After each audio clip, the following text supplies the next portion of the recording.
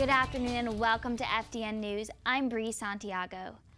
We begin with breaking news. Dr. Paul Michelson will retire after this year. The beloved history professor and award-winning Romanian historian has taught at the university since 1974.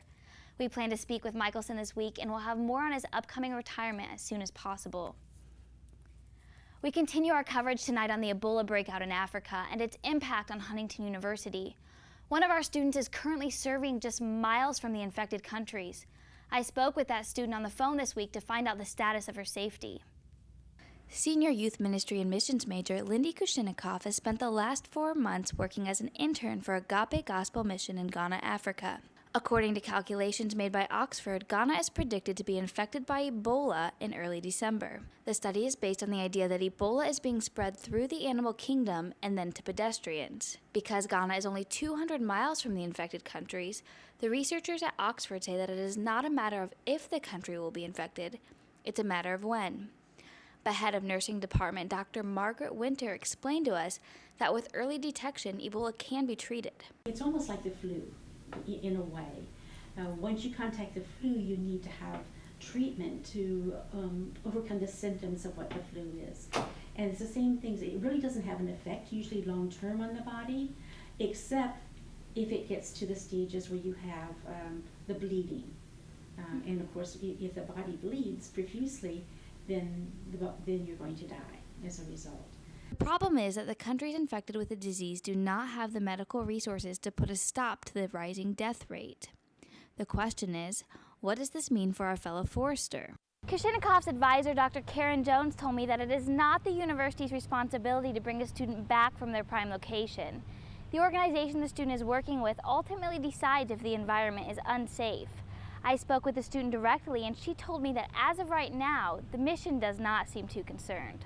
Yeah, my mentor and we have never talked about me leaving because of Ebola. I've talked with her family about Ebola and what's happening in other countries and maybe if it comes to Ghana, but she's never shown any concern about me needing to leave because of Ebola. Until Ebola is officially confirmed in Ghana, Kushinikoff plans to spend the remainder of the semester in the country. She plans to return to the States on December 12th. I'm Bree Santiago with FDN News. The first case of Ebola in the United States was confirmed on Tuesday night in Texas. Students received an email on Tuesday night about HU's new, more extensive sexual assault policy. The federal government has changed some of its expectations for how colleges and universities should handle sexual assault cases. Our policy tells our victims to report directly to their RA and refrain from bathing, showering, or changing clothes until evidence can be collected.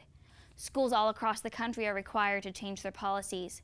Vice President of Student Life, Dr. Ron Coffey, assured us that there was not an incident at HU that prompted the change. You may have noticed a few extra people on campus Wednesday, 2,400 elementary students to be exact. That's because Huntington hosted a new event called Walk Into My Future. The university partnered with the Noble County Promise, an organization that helps youth plan their college future. The purpose of the event was to show kids that college is an important option no matter where you come from.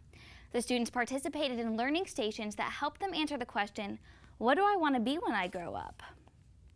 It's a great event, and we knew that we could, for a day, show these students what it was like to be on our campus, to think about college, fast forward a few years, but to maybe just have an impact in their life for one day, to show them who we are, show them a little bit about Huntington. And obviously learn some fun stuff and some stations along the way too. For more information on the organization, you can visit www.noblecountypromise.org. The children were not the only buzz on campus this week. The second annual Human vs. Zombies game transformed Huntington's peaceful environment into an apocalyptic war zone. Participating students began the week running from Patient Zero, who quickly turned other students into zombies by tagging them. The human team is armed with Nerf guns to protect themselves against the zombies. Once a human shoots a zombie, they can't tag anyone for 15 minutes.